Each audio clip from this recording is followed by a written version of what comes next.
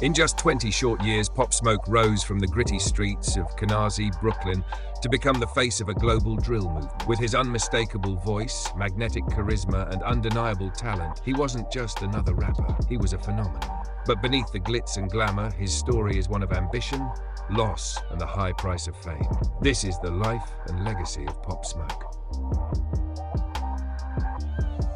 Pop Smoke, real name Bashar Barakah Jackson, was born on July 20th, 1999 in Brooklyn, New York City, to a Jamaican mother, Audrey Jackson, and a Panamanian father, Greg Jackson. His artist name was a combination of Papa, an affectionate name given to him by his Panamanian grandmother, and Smoko Guap, a nickname from childhood friends. He has an older brother named Obasi Jackson, more on him later.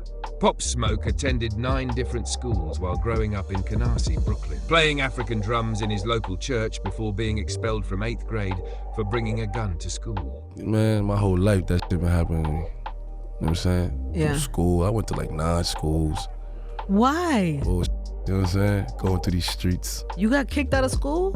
Yeah. What did you do to get kicked out? Did you do anything? None. Mike, what I did to get kicked out of it? You shook the room? You're not supposed to shake the room when you're in the classroom. But that's what be happening. I just be walking in the room, just be like shaking, like start being like this. You know what I'm saying? And I don't be doing nothing. I don't touch nobody, no nothing. I be on some like, you know what I'm saying? And then they kick you out of school. Like, yeah, I don't think it's a good placement for you. What is that though? What is that? I don't know. I think it's just my aura. Mm-hmm. I don't know. People think I'm aggressive. I'm not aggressive. I don't touch nobody, talk to nobody. I don't really talk. I just walk in the room and just be on some. We didn't even start the interview and you was powing in here already before we even started. So you get used to it. Before you start being like, oh no, you gotta go. I'm uncomfortable. Nah. So I had to open up like, listen, you good, you woo. He would relocate to Philadelphia, enrolling in Rock Top Academy, which is an extension of Rock Top Basketball, a prep school that is on the forefront of basketball instruction and exposure. There he would play basketball as a point and shooting guard. He was on the same team as his best friend, Mike D. How good of a basketball player are you? I'm nice. I used to play ball for real. No, I know. That's why I asked. Like, for real. It's me and my right here. Is there video of you out playing ball? Because I was busting. Oh, what? Yeah. What? Going crazy. Come here. Oh yeah, come here. Hold on. You let him have it? Stop it. I just wondered if you would Hey, me and him was on the same basketball team, you heard? And you were better? Come on, I ain't gonna say I'm better. That's my brother. Okay. But. You know what I'm saying? He was on the team first. Got it. You know what I'm saying? Mm-hmm. When he was on the team, Bam Dolly, man, he wasn't winning no games.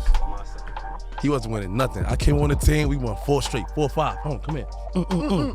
Then I got kicked off the team. It's all right. Then they lost again. It's all right. I'm lying. You're not lying? You're not lying? For real, like. He would later be forced to leave after being diagnosed with a heart murmur, a medical condition that led him to eventually turn to street life. But despite this, Pop Smoke would graduate high school in 2018. To fully understand Pop Smoke's rise and his tragic end, it's essential to dive into the environment that shaped him. His affiliations with the Wu set in Canarsie wasn't just about music. It was about loyalty, identity, and the streets of Brooklyn. This meant that Pop wasn't just capping as a street dude, he was really about that life. Pop Smoke's name would continue to grow in the rap scene, but so did his ties to the Wu Gang, a key player in a long-standing feud with their rivals, the Cho. This bitter rivalry wasn't just background noise. It would play a significant role in the conflicts that surrounded Pop Smoke's life and death. This beef between Wu and Cho deserves its own video. Let me know in the comments whether we should break it down. An interesting point to note is that in certain corners of the streets, there was speculation that Pop Smoke had aligned himself with the Apes, a faction of the untouchable Gorilla Stone Nation, UGSN, or Black Stone Gorilla, BSGG, a Bloods gang with a prominent presence in Canarsie. This fueled rumors that Pop Smoke was dropping his Crip ties and turning ape, a move that would have sent waves through the street community. Somebody said something crazy, right? Like, there was talks that Pop Smoke was supposed to drop Crip and turn ape. Did you hear something like that? If you put the smoke behind your name in Canarsie, that means you're ape. If you put the smoke behind the smoke behind your first name, it means you ape. Yep. In Canarsie. That's why you got that kid, the real Pop Smoke, GG. He says this is his name first because he the ape. He had that name before Pop ever even turned Crip, and Pop affiliated himself with the Apes a lot, so. Yeah. You understand what I'm saying? Like, you thought and I'm not from the floor, so this is what was told to me. I'm not gonna act like I was born and raised in the floors. Yeah. They just told me that, like, if you got that smoke behind your name in the floors, that's some ape shit, so. And they told me right before he checked, he was dealing with the apes a lot. Crips was leeching off him too much, so.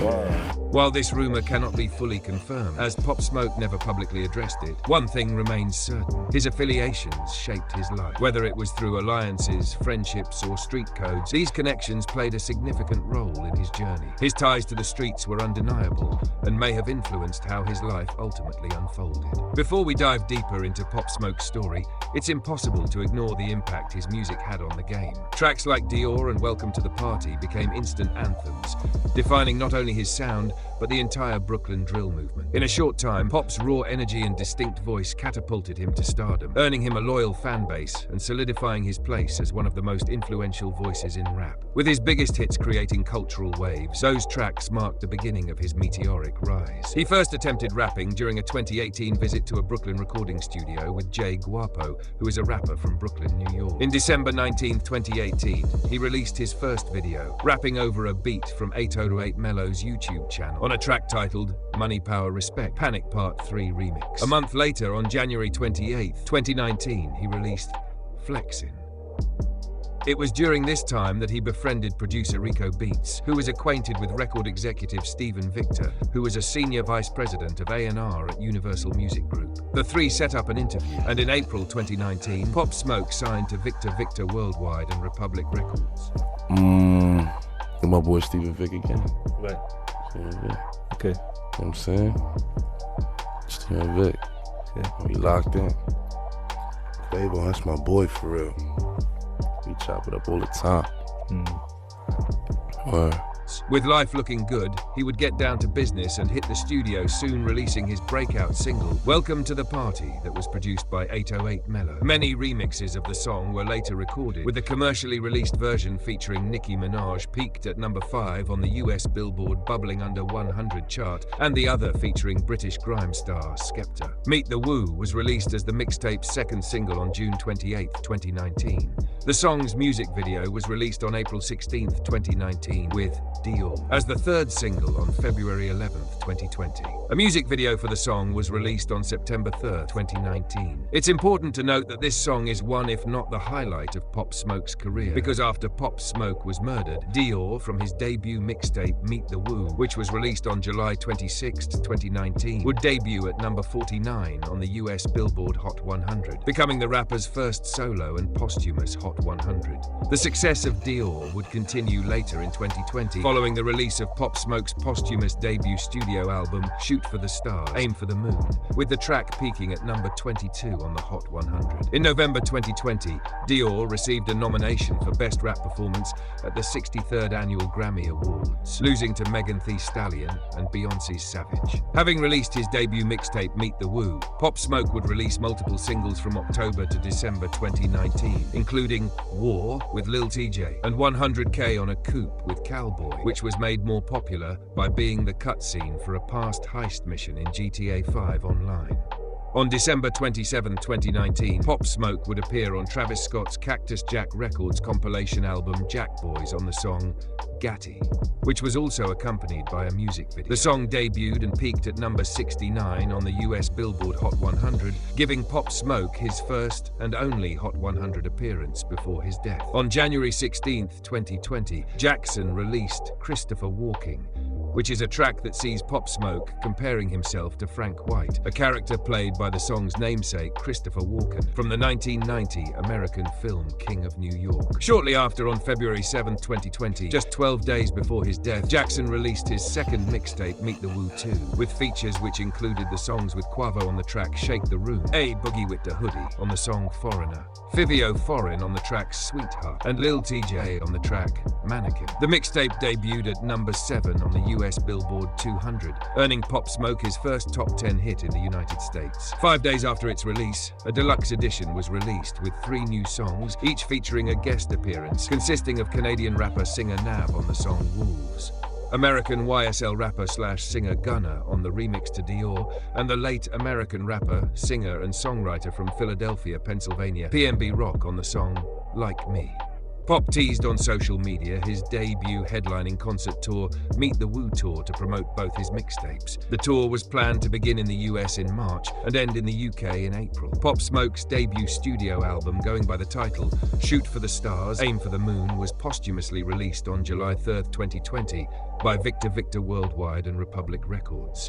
After Pop Smoke's murder in February 2020, 50 Cent took over as executive producer of Shoot for the Stars, Aim for the Moon, working with the mixing team for 6 months to complete between 50 to 60 unfinished tracks, completing the album by coordinating with featured artists. He said some to me. He told me he told his mother that he was going to take her to an award show, and I just want to make that part real. You know, so I'm working on Pop Smoke shit. I'm finishing up the rest of it and getting I'm executive producing his album. You gotta believe, if you like the PSD and a lot of shit that he was doing already, then you already know what time. I think he was right. Like, I just use him, I put him in the intro of the actual show because I know I got millions of people watching, you know, so I want to make it big for him. You know, he's not here, but you should love it, man. You know what I'm saying? This shit is not about record sale. Trust me, I don't need $1 from the record sale. I don't care about it. I didn't even talk to them about it. Doesn't matter to me. The album includes appearances from Quavo, Lil Baby, DaBaby, and others. It debuted at #1 on the Billboard 200, becoming Pop Smoke's first US #1 album and going double platinum. This cemented Pop Smoke's legacy by being the first in history to debut posthumously with a debut studio album, joining the Notorious B.I.G., Tupac Shakur, and XXXTentacion as the only hip-hop acts to posthumously reach #1. The album spent 34 weeks in the top 5 and won top Billboard 200 album and top rap album at the 2021 Billboard Music Awards. A deluxe edition of the album that includes 15 additional tracks, including remixes of 3 songs from the original, was released on July 20th that year, a date that would have been Pop Smoke's 21st birthday. Enter Faith, the second and final studio album by Pop Smoke, which was posthumously released on July 16th, 2021 by Victor Worldwide and Republic Records. The deluxe edition, featuring 4 additional tracks, was released on July 20th, 2021, on what would have been Pop Smoke's 22nd birthday. Later, on July 30th, 6 more tracks were added, including the rapper's hit single Dior. The album features a star-studded lineup of guest appearances, including Kanye West, Pusha T, Rick Ross, 21 Savage, Future, Dua Lipa, and Chris Brown. The deluxe edition added further contributions from artists like G Herbo, Fetty Luciano, and Pop Smoke's brother, Bashar Jackson. Despite receiving mixed reviews from critics, some of whom criticized the production quality and number of features, with claims that the album felt unfinished or like a cash grab, Faith was still a commercial success, debuting at #1 on the US Billboard 200, giving Pop Smoke his second #1 album posthumously.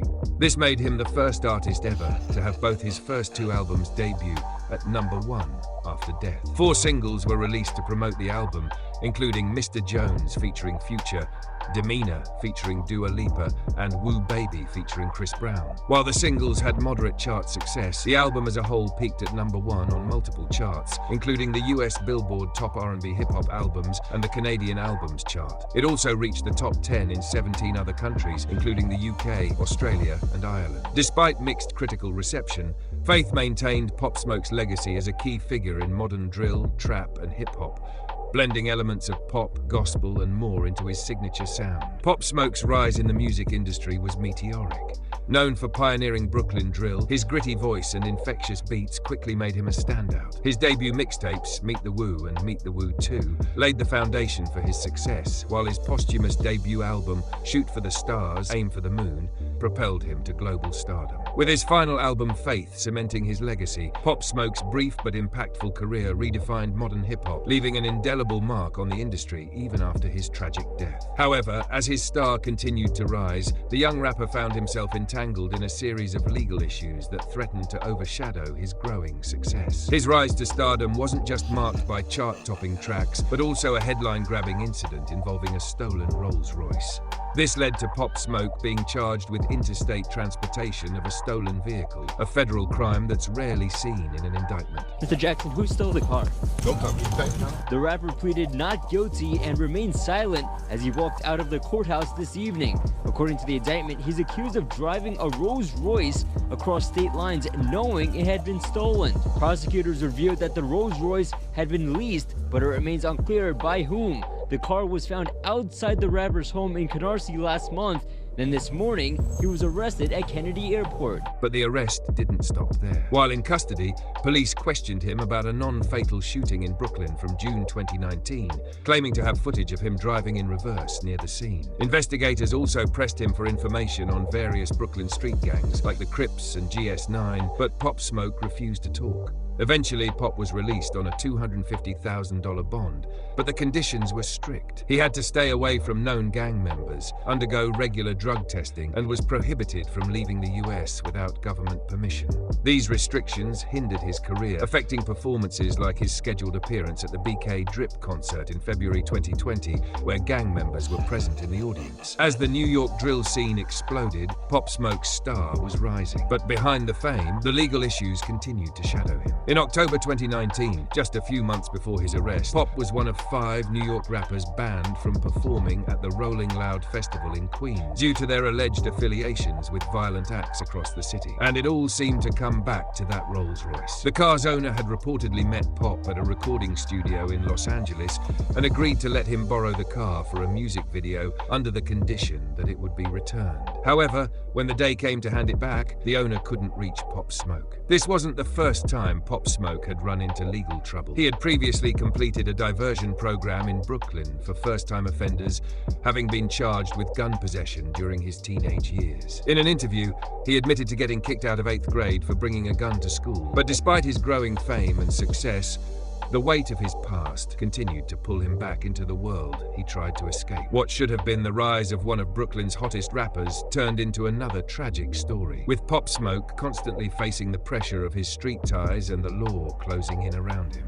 February 18th, 2020 started like any other day for Pop Smoke, as he kicked off what was supposed to be a short 4-day vacation in Los Angeles. This trip to Los Angeles wasn't just a break from his booming music career. Pop Smoke had recently wrapped up filming for his acting debut in the 2021 basketball film Boogie, where he played the role of Monk, a rival to the main character. Production had begun in 2019, and the film was set to be released on March 5th, 2021. I mean, what do you have? What just gonna? I know you're gonna tour I got right a now. movie coming out. You do? Yeah, it's called Boogie with. Is it shot already? Yeah, with Eddie Hung. It's about to come out sometime. Me and my boy, I got my boy in it too. What do you do? What is your role? They got me playing like some basketball player Okay. who just. You know what I'm Do you saying? have lines? Are you speaking? Yeah, I got some lines. Are you good? Oh, nice. Let me see something. Wait. That's not an actor. That's you. Hold on. Is it a big role or is it a small role? Nah, it's a nice role. It is? I got a nice check too. You did? Yeah. Wow, that's soon. That's early in the game. Good for you. Yeah. I got some other coming out soon too. I can see that. While Boogie would receive mixed reviews from critics, Pop Smoke's performance left a lasting impression on those who worked with him. Taylor Takahashi, who played the main character in Boogie, described Pop Smoke as having an incredible work ethic and being a genuine person. Takahashi also remarked that Pop was the most talented person he had ever worked with, praising his natural ability and dedication on set. It was such an honor, it's such a pleasure to work with him, man, because he truly is like one of the most talented people, if not the most talented person I've been around. Nice. Like hands down, without a question. Just the way he carried himself, and like he literally go from studio to set, back to studio. Crazy. That's his life. You know what I mean? This marked the rapper's entry into Hollywood, hinting at a future beyond music, one that sadly would never fully materialize. At around 11 a.m. on the day before he was killed, Pop Smoke would post an Instagram story showing off the backyard of the Airbnb where he was staying. That day, he mostly laid low, settling in and even getting a fresh haircut. There was no sign that anything was amiss, and nothing significant happened. The following day, on February 19th, 2020, things began to escalate. At 12:28 a.m., Pop Smoke posted a picture of himself on Instagram, tagging Beverly Hills, California, with a single word caption, "Woo." It was a simple post, but soon enough it would spark a dangerous sequence of events. Later, at 3:02 p.m., Pop Smoke reposted a video on X of a breakfast cereal. The post was light-hearted, captioned with 2 laughing emojis, his voice providing the laid-back soundtrack to the post. But things took a turn just an hour later. At around 4 p.m., Pop Smoke and his friend Mike D shared a series of photos on their Instagram accounts. Mike D, holding a stack of cash, proudly displayed their wealth. But in one of these photos, a crucial mistake was made. The house number of the Airbnb was nearly visible, only missing the first digit. And if someone was paying close attention, this tiny detail, combined with the photo's geotagged location, would be more than enough to pinpoint exactly where Pop Smoke was staying. But the mistakes didn't stop there. Later that afternoon, around 5 p.m., Pop Smoke posted another story, this time showing himself driving, still holding the same stack of cash and wearing a diamond-studded Rolex. These posts, showcasing his flashy lifestyle, were attracting the wrong kind of attention. Unaware of the danger that was slowly building around him, Pop Smoke spent a few hours out shopping. He and Mike D would cruise around Santa Monica Boulevard, stopping at the high-end Amiri store in the sleek white Range Rover they were being pictured in. He was riding the success of his newly released Meet the Woo 2 mixtape and enjoying the fruits of his labor. By 10 p.m., Pop Smoke was back at his Airbnb, where he posted another story. A nighttime view of the city lights sprawled below him. Everything seemed calm, just another quiet night in the hills. But then, at 11 p.m., Pop Smoke made what would turn out to be a fatal mistake. He posted a seemingly innocent video, showing off shopping bags from the luxury brand Amiri. But there, on one of the tags, was his Airbnb's full address, accidentally exposed for anyone to see. A talent manager from his label quickly spotted the error and advised him to take it down, but by then, it was already too late. What Pop Smoke didn't know was that his posts had been under close watch all day. 2 teenagers, members of the Hoover criminals gang in Los Angeles, were keeping a keen eye on his every move. They quickly noted that Pop Smoke was only about 20 minutes away from their location. With the full Airbnb address now in their possession, the teens began scouting the place on maps, formulating a plan. By around midnight, Pop Smoke and Mike D left the Airbnb to hit the studio at East West Studios near Sunset Boulevard, just a few miles away. While Pop Smoke was focused on laying down new tracks, the 2 teens were busy working on their own scheme, setting the wheels in motion for what would soon become a deadly home invasion. On the night of February 19, 2020, a black BMW was spotted driving past the Hollywood Hills house that Pop Smoke was renting. The car circled the block before one of the passengers stepped out and headed to the back of the house, only to return shortly after. Noting Pop Smoke wasn't in the house at the time, the car sped off to recruit 2 more teens for the robbery as they awaited Pop Smoke. Hours later, Pop Smoke arrived home from the recording studio. This time, an Infiniti sedan approached the house, its headlights off. 4 individuals emerged, slipping into the shadows. Minutes later, 3 of them ran back to the car, while the 4th calmly exited the house, holding a purse and a gun. Inside, Pop Smoke lay at the bottom of a staircase, dying from gunshot wounds to the chest. Detectives arrived to find a gruesome scene. 3 9mm shell casings scattered on the floor, and a gift bag from luxury brand Amiri sitting in the kitchen. The bag had featured in a now deleted Instagram post by the rapper, where his home address was inadvertently exposed, providing the key clue for the home invasion. The investigation revealed that this robbery turned murder was masterminded by a group of teenagers. Their haul, a Rolex watch, which was reported to have later been sold for just $2,000. It's important to note that one of the suspects, Slapper Nap, would later dispel this, saying that selling the watch for $2,000 was simply not true. Another major thing from the whole scenario is they say that you guys robbed Pop Smoke for a watch and y'all pawned it for $2,000. So with that being said, it was 4 of y'all split 4 ways. That's $500. Was it worth it? The suspect don't know what they're talking about, and no, it wasn't worth. Nothing's worth another person's life. But that thing about the watch is cap? That's cap. They don't know what they're talking about. So you're saying the rumors about the watch, y'all only getting $2,000 is cap? That's all cap. That 2,000 shit, that's cap. And splitting 2,000 4 ways, 500, even being young, I'm not going for it. But this murder would change the trajectory of Pop Smoke's career forever, robbing the world of one of its most promising young talents. On the night of the murder, Pop Smoke had returned to the Hollywood Hills home with a woman named Amelia Rose and his childhood friend, Michael Duradola, aka Mike D. At some point, while Pop Smoke showered upstairs, Rose noticed the curtains rustling. Within moments, masked men burst into the room, one pointing a gun at her and demanding valuables. As the robbers stormed the bathroom, a struggle broke out. Pop Smoke screamed, but before he could escape, gunshots rang out. Pop Smoke made it downstairs but collapsed after sustaining more gunshot wounds. We was going to upstairs. I'm sitting on the bed and I'm starting to take off my clothes. And he said, okay, I will come back. And he was going to restroom. So this was his last words. And this moment, it was like couple seconds. And I hear the noise. The guy was in the mask and his gun was like, look at me, you know? His eyes make me so scared.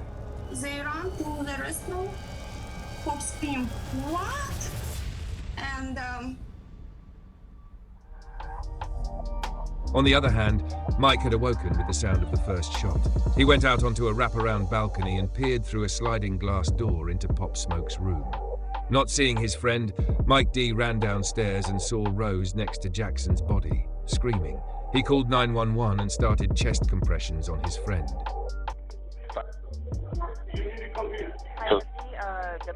Do we have anything? Hello, this is the fire department. You're not talking. Hello? Hello? This is the fire department. This fire department's on the line, sir. What is... He haven't given you your... Hello? Hello? PD, what are your numbers? I'm gonna tell him to wait for LAPD. Alright. Okay, I'll send him. Yeah, me too. I'll get it going. Thanks.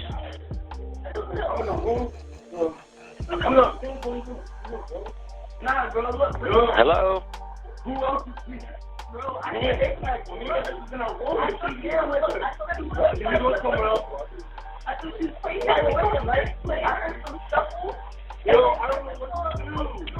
Hello? Hello, this is the fire department. I know, but you're not talking. We're already on the way. Give me your... Yes. Okay, unit's already en route. Is the person who did... I can't talk to you anymore. I can't talk to you anymore. Just okay. Come here. Do you know what to do? No. Okay, then listen to me. I'm going to tell you how to help this person. I'm listening. Okay, now listen. The person... Just got here. Okay. No. All right. Now, how many... Yo, this... Okay. Listen. Get it...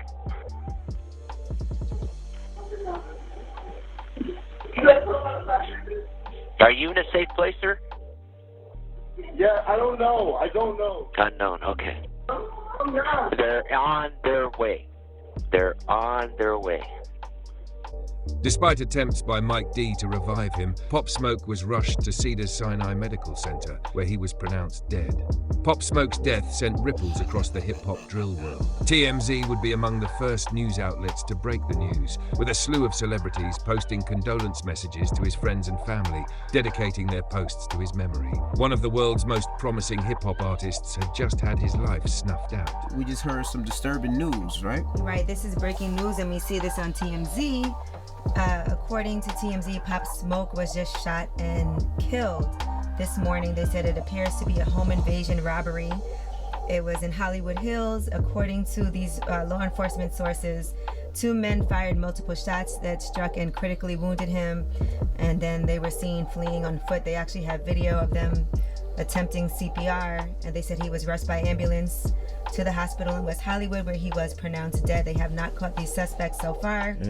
And they said it's unclear if he knew the shooters, but they do have 1 man in handcuffs, but they don't know if that man was involved or what happened with that. But rest in peace, Pop Smoke. He was only 20 years old, by the way. Damn. In the hours leading up to and following Pop Smoke's murder, digital evidence traced the killer's online activity, offering detectives key insights on what exactly had led up to the events of this night. At 2:45 a.m., someone using the suspect's account searched Pop Smoke's Airbnb's address and visited the LAPD website to do God knows what. By 4:08 a.m., the same account user looked up the house on Zillow, reviewing photos of its interior. The shooter shooting would occur around this time because an hour later, at 5:15 a.m., an internet search was made for a Rolex Oyster Perpetual Datejust, the same type of watch Pop Smoke had been seen wearing. By 8 a.m., the user searched for Breaking News LA and checked KABC TV's breaking news page. TMZ had already reported Pop Smoke's death earlier that morning. Detectives zeroed in on the BMW and Infiniti caught on surveillance footage. Both vehicles were linked to a 19-year-old named Corey Walker. With a warrant, detectives accessed Walker's Google account and found damning evidence. Searches for Pop Smoke's address and for breaking news in LA just after the murder. Walker's phone records placed him near the crime scene on multiple occasions, indicating the group's movements from South LA to the Hollywood Hills and back, weaving a trail of circumstantial but powerful evidence.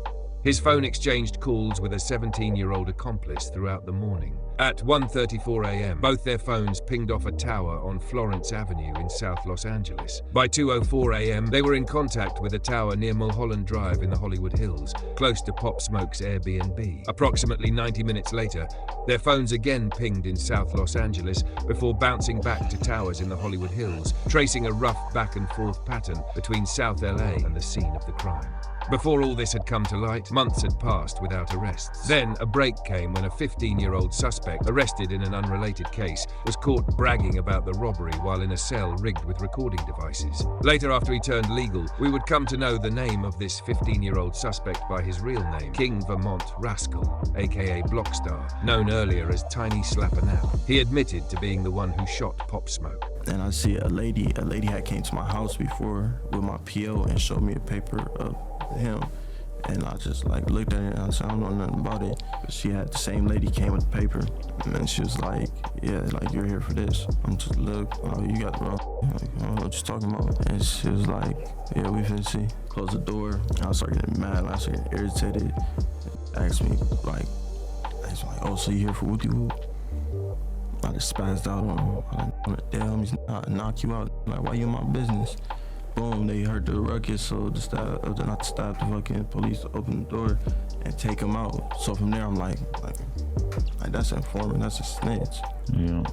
Cause that's how they got Draco too. The rumor was that you actually, that one of y'all told on yourself to the informant that was in the cell with y'all. And they said it was you or one of the minors that was in. Nah, it wasn't me. I have no snitch allegations in my name. Yeah. It was a situation, one of them. I spoke a little too much in the investigation room. Not in the investigation room. Not in the jail cell. Informant. He was spoken to an informant. Yeah, he spoke a little too much, but it didn't really speak. Wasn't nothing outrageous. Yeah. The robbery had been set in motion after the group saw the Instagram post revealing the rapper's location. Blockstar confessed that after Pop Smoke resisted, he pistol-whipped the rapper before shooting him 3 times with a 9mm Beretta. The group had fled with the Rolex, and by the turn of July 2020, detectives had all they needed and proceeded to arrest 5 people in connection with the Los Angeles Airbnb breaking that had led to Pop Smoke's murder. 19-year-old Corey Walker, 18-year-old Keandre D. Rogers, aka Bam Bam, who is Hoover rapper Treyway 6K's brother, and 21-year-old Jaquan Murphy, aka Shady Trey, were the adults arrested for the murder. Bam Bam would even film himself after being arrested while still being in cuffs.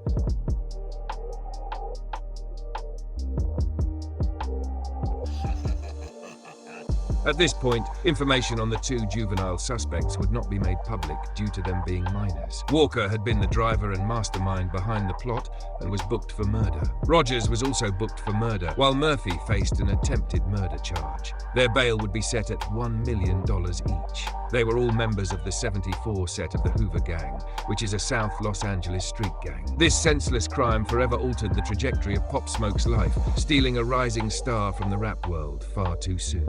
Bizarrely, when Corey Walker was arrested, he was also placed in a wired jail cell with an undercover informant where he confessed to being part of the plan, but claimed he had told the others not to use the guns and to use flower vases instead. Despite this, the court charged him as an accomplice, as he had armed the teenagers and scouted the house for the robbery. Keandre Rogers is still facing the murder charge, though he has not faced conviction yet, making Walker the only adult charged in the murder so far by having his trial date set. As for Jaquan Murphy, aka Shady Trey, he would be cleared of all charges pertaining to Pop Smoke's death. However, he would still be held in jail over an unrelated murder. He would face mounting troubles when on July 31st, 2023, his elder brother, Javonta Marshawn Murphy, was found dead inside a barrel on a Malibu beach. We now know the name of the man whose body was found inside a barrel floating in the waters off Malibu Lagoon State Beach.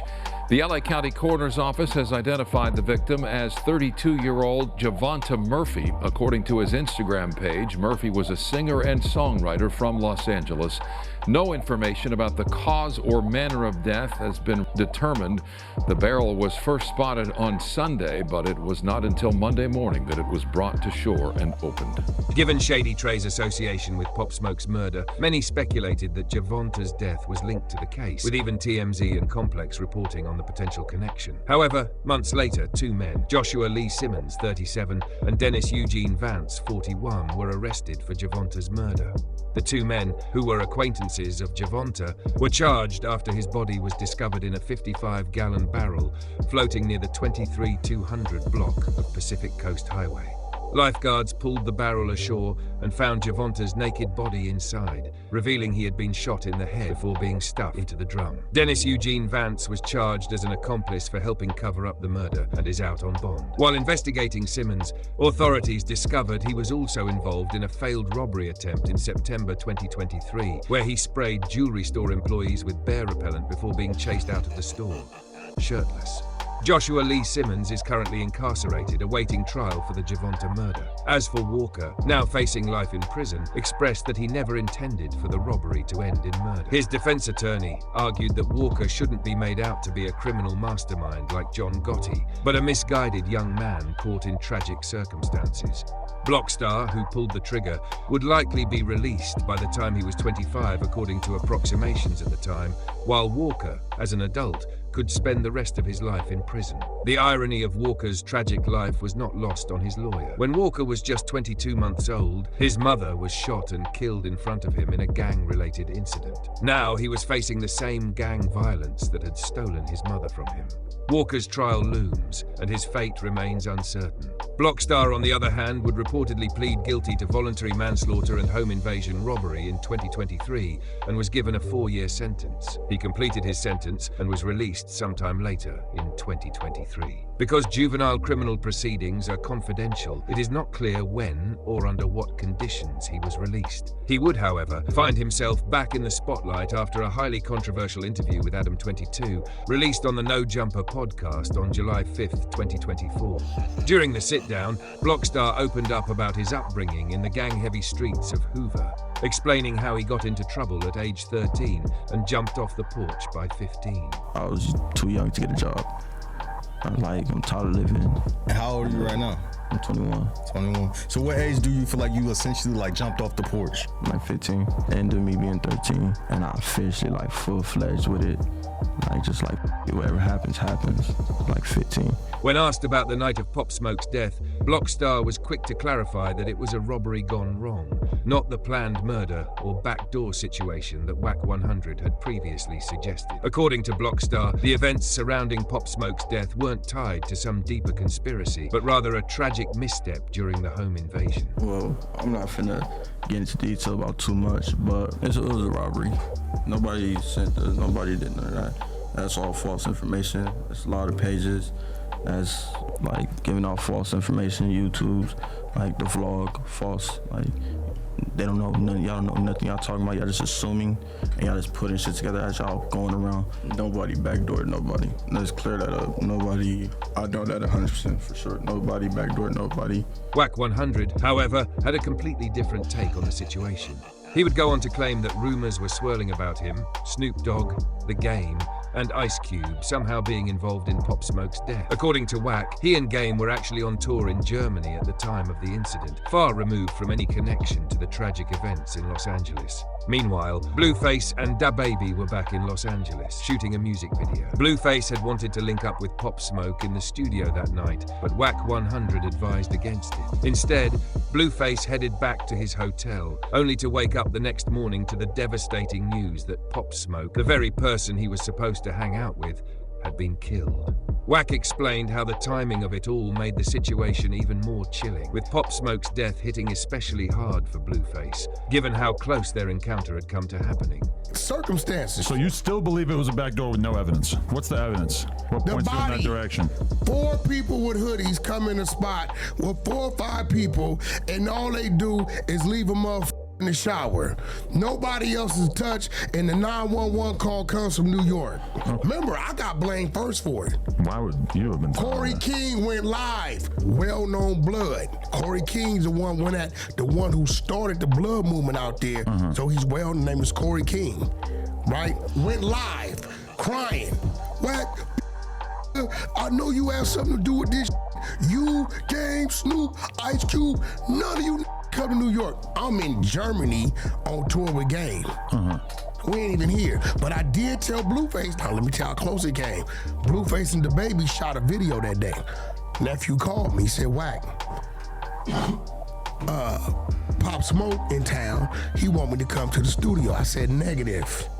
He got too much going on. Pop Smoke had too much going on. Yeah. Even out here? Yeah, he was out here. He had street situations going on out here. So I said, listen, I tell Blueface, nah, go home. He said, he want me to come to nephew, go home, because I'm in Europe. I ain't there. Dude got a lot of shit going on, go to the house. So he listens to me. He wakes up 6 o'clock in the morning. 6 in the morning and say, yo, they him. And I'd have around and been right there. Adam, Hollywood Hills is worse than the projects at night. It's dark, you can't see shit. Right, no cops around. A lot of shrubbery and bushes in between. You know what I'm saying? Come in there, had a way. He would further state to have received a phone call from New York, where he was told that Pop Smoke's death was actually connected to the theft of the Rolls-Royce we discussed earlier. According to Wack, the car had been stolen, tagged up, and even had 2 of its VIN numbers erased. Wack insisted that Pop Smoke's death wasn't just some random, circumstantial robbery. He suggested that it was retaliation, a consequence directly linked to the Rolls-Royce theft. While many believed the rapper's death was a tragic coincidence, Wack claimed it was payback for the action of stealing the car. They said, yo, Wack, tell Adam he did right. He said, listen, bro, they're fronting. They found a Rolls-Royce in his mom's driveway, tagged up already. Motherfuckers need to stop fronting like they don't know what's going on. What's tagged up mean? They removed the VIN number. So the Rolls Royce that was used in the Pop Smoke murder? The Rolls Royce that he took and shipped back and told the people, you, was found in his mother's driveway with the serial numbers changed. Wow. That's a Rolls Royce. It's like 50 different numbers in different places on the car. They hit all of them? No, they just did 2 of them. The door and the windshield. Right. But they like, yo, Wack, why people acting like he lost his life over nothing? Right? Now take it. I don't believe a Rolls Royce. I don't believe $1 million worth anybody's life. Right. But there was something, there was an action to the reaction. Okay. And the details of it is they found a Rolls Royce that was allegedly somebody's property out here in the driveway of his mother's home. Right. So they like, yo, Wack, we don't know why everybody acting like they don't know what the is going on. It ain't like, you know, some wild just happened that they don't know why it happened. Asked if the address on the Amiri bags, and later on Pop Smoke and Mike D's infamous photo, where the home's address is partially displayed, played a part in them getting to the house, Blockstar would simply refuse to answer, saying he couldn't speak on it, so he didn't know. I didn't know him at all. I didn't know of him. I probably seen one picture of him before, and like, I thought he was a model. I was like, well, you got a good modeling career going on. I mean, I thought he was just on that route, but then all this happened. I'm like, I wake up in the morning. I don't even wake up. I didn't go to sleep. I'm just like, damn. I'm just lost. So you didn't know that it was going to be that big a deal until it starts popping up in the media and stuff the next day? Like I said, I didn't know. I didn't know who he was. I didn't know who he was connected to. I don't know where he was from. I didn't know. All I knew is what I knew. Though he avoided answering whether the leaked address on the Amiri bags or the infamous photo of Pop Smoke's house played a role, he admitted that Pop Smoke's death was a mistake, refusing to answer whether he was the rumored trigger man. I mean, I don't know exactly like what you're going to be comfortable talking about, but Everybody keeps saying that you were the trigger man. Is that accurate? Next question. According to Blockstar, Pop Smoke had moved too much during the robbery, and with the assailants being just kids, things had quickly escalated. So do you feel like drugs played a part in the situation? Like, why did he end up getting shot anyway? Like, why? Especially I don't feel like the drugs was part of the situation. I just feel like, I don't know, we was just kids being kids from the hood, and too much movement. That's all, too much movement. As movement from Pop Smoke?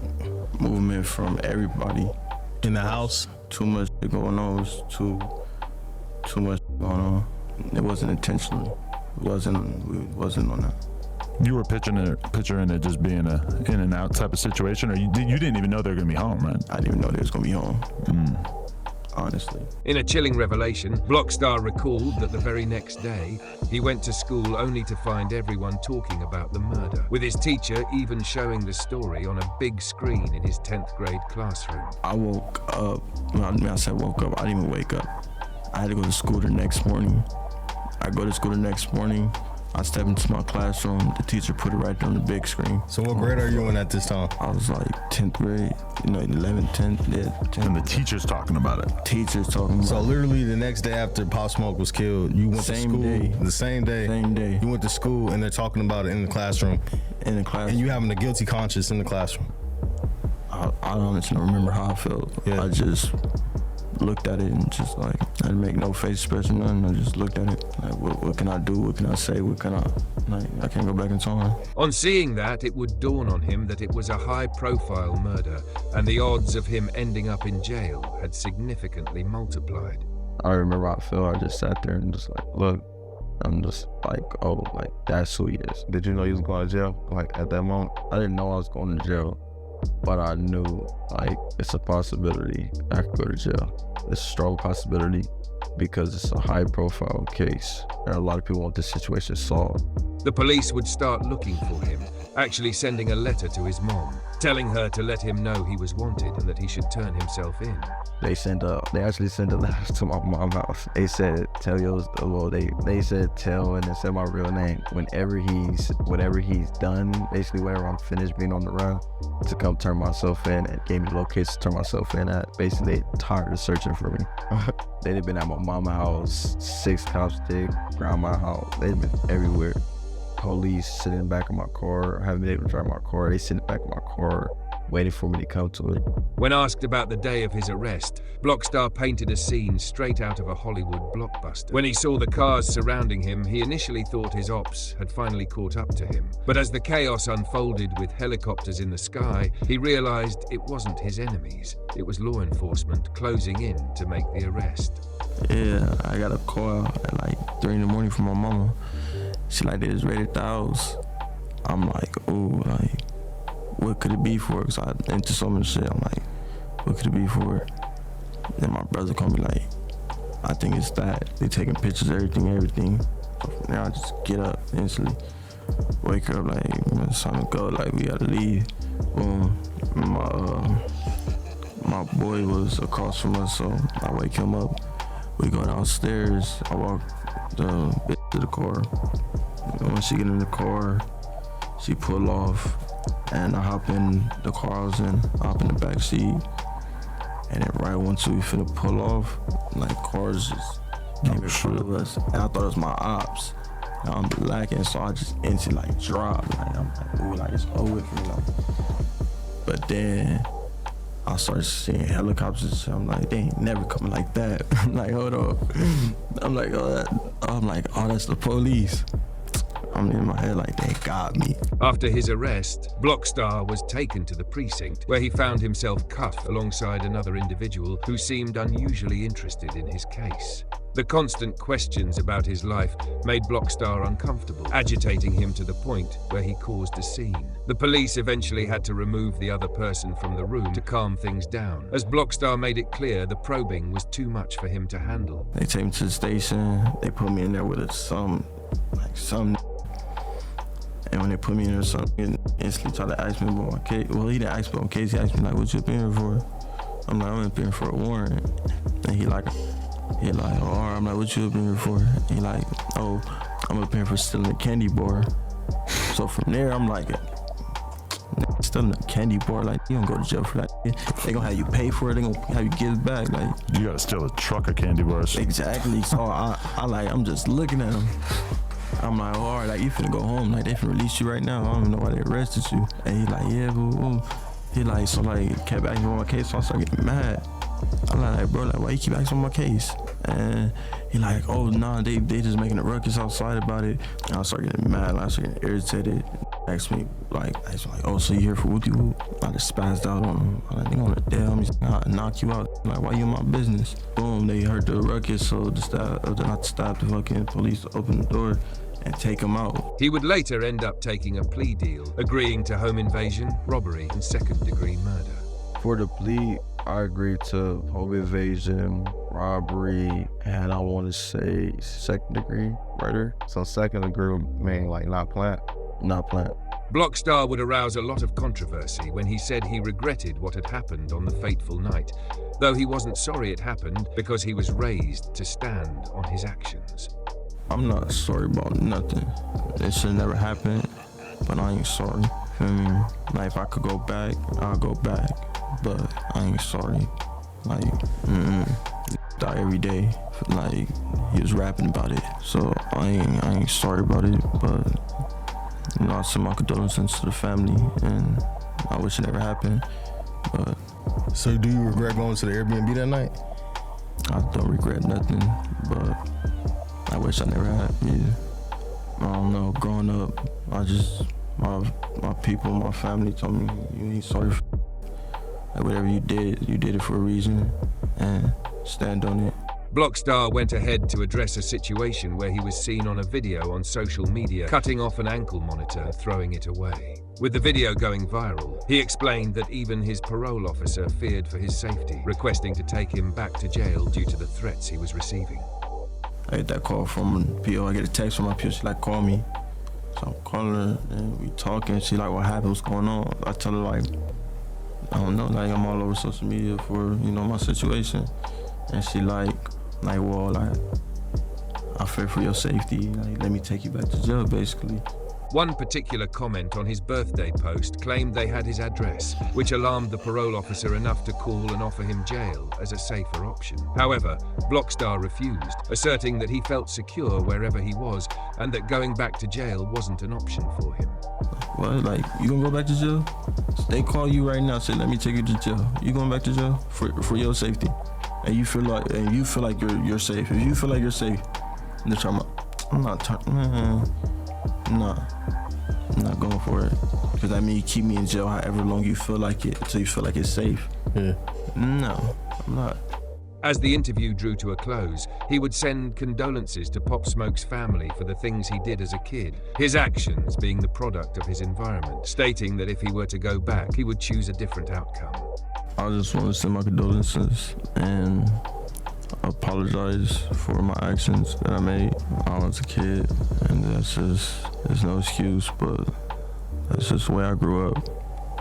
That's the way I had to learn how to live.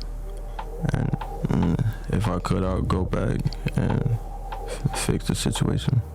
He would finally advise the youth to stay in school and keep busy to avoid getting into his situation where the options are only two, either dead or in jail. Just like what y'all see in the movies, it's real life. Like, and it's cool, it's fun, but it gets serious real quick, and a lot of people vote. So just stay in school, and not even stay in school, stay in sports, stay in something to discipline you. Cause you ain't got no discipline, you're gonna fall into it.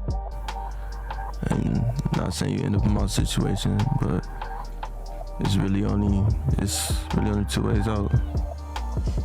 So that's what you want, by all means.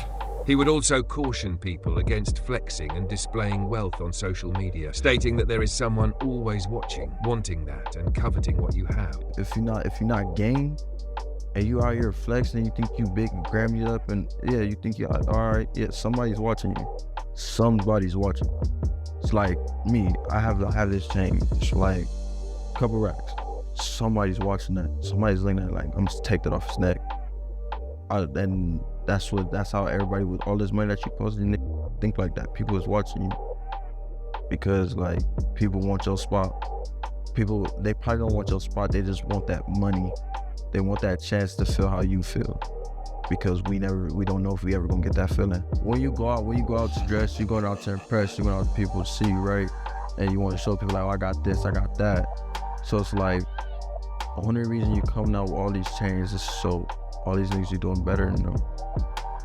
And some people don't like that. Some people want that spot, and they're gonna do any means necessary to get that spot. In an earlier Vlad TV interview, Tony Yayo thought that handing the 4-year sentence to Pop Smoke's adolescent killers would make them come home in their early 20s, be praised by their sets for catching a body, then end up doing a similar or worse crime again. Now, LA with the Pop Smoke thing, the adolescents feel like we can get away with anything. Right, because one of the kids who killed Pop 4 years. Smoke, 4 years, because he was, 4 years. Was he 17 or 16? This is what I'm saying. So you know what's gonna happen? He gonna come home. He gonna get praised for that body in LA on his set, and he gonna do more. He gonna do even more worse crime, because that's how it is. So when the kids know, yo, I'm 14, I'm 12, I'm gonna do this little bit of time. I'm gonna come home. I'm good. But you're f***ing your life up. Yeah. In the meanwhile. Yeah. Because when you come home, you can't get no job with that felony on your back. Nobody want to hire nobody with attempt murder, murder, gun possession, assault with a firearm. You're not getting a job nowhere. So you got to either be an entrepreneur, which is great, with YouTube, to all the youth out here that's coming home and want to do the right thing. With YouTube and Twitch and Instagram and getting bookings. That's the good thing about the internet for those guys that can't get a regular 9 to 5. They can start their own business. When asked on Vlad TV what he thought of the Blockstar interview on No Jumper, American OG rapper and radio personality Mino said that he wasn't surprised that Blockstar had been called up for the interview, since people wanted to hear what he had to say about that night. Vlad concurred, defending Adam's interview with Blockstar, stating that it was an important event in hip-hop history that needed documenting, although he had passed when he was offered the interview. When you saw the interview with one of Pop Smoke's killers on No Jumper, what'd you think? I wasn't surprised. We live in a time where it's like you can almost expect anything. You know, I heard people say, oh man, why would they do an interview with him? Like, what he got to say? And I'm like, man, like, are we really surprised? Like, you know, who's gonna hold those ethics? People want a story. People want to drive traffic to their platforms. Like, who's really gonna, you know, people want to hear what he has to say about that night. Yeah. So I wasn't surprised about it at all. Yeah, I mean, I was offered that interview as well. And I turned it down. Me and Adam had a conversation about it before it happened. And what'd he say? He said he's gonna do it. I said, go ahead and do it then. You know, that's your choice. Because I've interviewed Sammy the Bull, killed 19 people. You know what I'm saying? Like, I'd be a hypocrite to condemn Adam. Listen, it was an important moment in history, a tragic moment in history in hip hop, and I think people wanted to hear that story. Pop Smoke's mother, on the other hand, felt Pop's killers going on interviews to be horrible, especially if they were doing it to get paid by talking about killing her son. For something like this, that is horrible. You really want to interview him and get his opinion and get his position. First of all, you're not helping him, because the whole purpose in LA's law is that at 25 you get out, you try to make something of yourself. You try to do something with your life. Hopefully there's been some sort of reform. But you come out and people are like, yo, bro, how you feel about what you did? That's not helping anybody. It's not helping anybody. So as you're sharing with me about gag orders, I'm gonna go look into that, because that makes sense to me. So you would consider having a gag order where you can't necessarily, or anyone involved can't speak on your son's name per se? That's right. That makes sense. That makes sense. Right. That makes sense. Stop talking about him. Do what you want to do, say what you want to say, but do that with your own stuff. Don't use my dead child's name to get you some fame. And what kind of fame is that? Like, I really hope nobody's paying them to do what he's doing. Because that's it, you have no conscience. Pop Smoke's legacy isn't just defined by his meteoric rise to fame or the tragic circumstances of his death. His impact lives on through his family, especially his brother Bashar Jackson, who also had musical ambitions. The two collaborated on tracks like Need Your Love Remix and Bad Boys, showcasing a brotherly bond forged through their shared love for music. However, the loss of Pop Smoke hit Bashar hard. On July 2nd, 2024, Bashar took to Instagram to announce that he was stepping away from music to focus on his mental health. As a mental health advocate, Bashar would post positive messages and encouragement, urging his followers to take care of their well-being. His decision highlighted the emotional toll Pop Smoke's death had on those closest to him and underscored the need for healing in the aftermath of such a devastating loss. While Bashar focused on his mental health journey, Pop Smoke's influence continued to reverberate throughout the world. His posthumous success was undeniable, being nominated for countless awards, ultimately winning 5 awards out of the 10 he'd been nominated for at the 2021 Billboard Music Awards. His mother, Audrey, and brother, Bashar, attended the event on his behalf, a bittersweet moment as they honored his memory. I bring you greetings from the land of Canarsie, also known as the Fosse. I thank you to the fans for honoring the life and spirit of my son so much that he continues to manifest as if he were still here in flesh.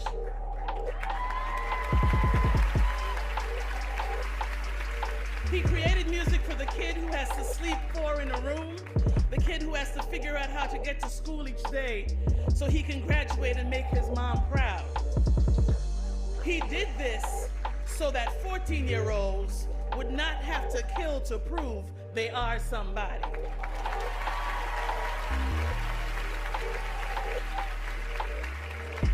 That is the irony in this. So thank you to the Billboard Awards leadership for honoring my young warrior. Bashar Barakah Jackson, we call your name. Pop Smoke had promised his mother that he would take her to the award shows, and while the promise was fulfilled, the emptiness of his absence loomed large. Pop Smoke's parents would be participants in a public service announcement campaign, with his mom's words a stark reminder of the consequences of gun violence. She recounted memories of her son as part of a larger message, urging the world to recognize how gun violence rips families apart and calling for it to stop. I am Audrey Jackson. I'm Greg Jackson. On February 19th at 4 a.m., a gun was used to take my son from me. You know him as Pop Smoke. We call him Shar. Because of gun violence, I'll never see my son run up the front of our steps, taking them 2 at a time. He won't ever take my hands again and dance with me. He won't come into my room and muscle pose in the mirror. Gun violence destroys families. It must stop. Throughout his career, Pop Smoke had become a voice of reason for the youth. He would advise them to take care, reminding them that because of where they came from and how they looked, they couldn't afford to mess up. Pop Smoke knew the world was watching, waiting for them to slip up, and he urged young people to understand that while fake people might win sometimes, they couldn't let that break them. To succeed, they had to be better, sharper, and always one step ahead. I'ma say, give like a message to my young, you feel me? Like niggas like us, coming where we come from, we can't afford to fuck up. We can't afford to slip up, make no mistakes, you heard? Because they watching and they want us to. You know what I'm saying? We got all odds against us. You know what I'm saying? And fake is be winning sometimes. So you know what I'm saying? If you wanna succeed, you can't fuck up. We ain't got no space for it. You know what I'm saying? We can't afford it. Pop Smoke's funeral was an emotional tribute to his life. Originally set to be buried at Cypress Hills Cemetery, plans were changed to Greenwood Cemetery. His funeral procession was nothing short of iconic. His casket was pulled in a horse-drawn carriage, surrounded by glass windows and white curtains, as family, friends, and fans gathered in his hometown of Canarsie, Brooklyn, to pay their final respects. As a mother, I mourn with his mother. Just want to say we love you, Pop Smoke. You'll never be forgotten. Rest in peace, Pop Smoke. We love you, Pop. Whoa, Pop Smoke. Thank you, Pop. Canarsie, where we at? Pop Smoke came on this block and said, yo, I'm gonna start rapping.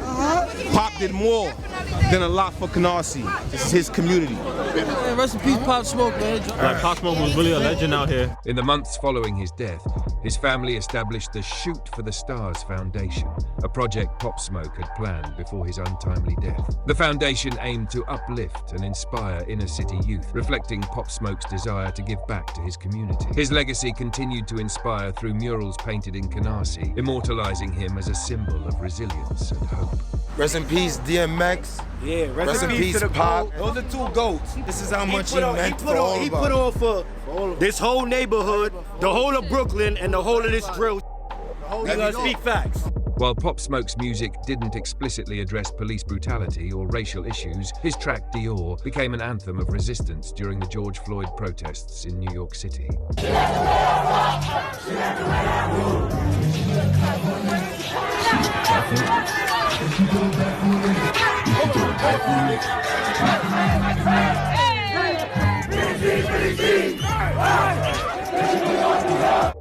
The song was a rallying cry, a reminder of the struggles faced by black communities, and a symbol of defiance against oppression. Pop Smoke's career was set to soar even higher with his Meet the Woo tour, a headlining concert tour meant to promote his mixtapes Meet the Woo and Meet the Woo 2. The tour had been highly anticipated, with dates scheduled in both North America and the UK. Fan demand for UK performances was so high that Pop Smoke added more dates to the tour. However, the tour was tragically cut short when Pop Smoke was shot and killed. Refunds were offered to fans, but the cancellation of the tour marked the premature end of what could have been an extraordinary journey for the young rapper. As we look back at Pop Smoke's life and legacy, it's clear that his light burned both bright and short. He was taken away before he could fully reach his potential, leaving a void in the world of hip-hop. The loss of this young man serves as a sobering reminder of the fragility of life, the ripple effect of violence, and the importance of cherishing our loved ones. Though we can never bring Pop Smoke back, his legacy continues to inspire, and his story stands as a testament to the power of perseverance and the cost of senseless violence.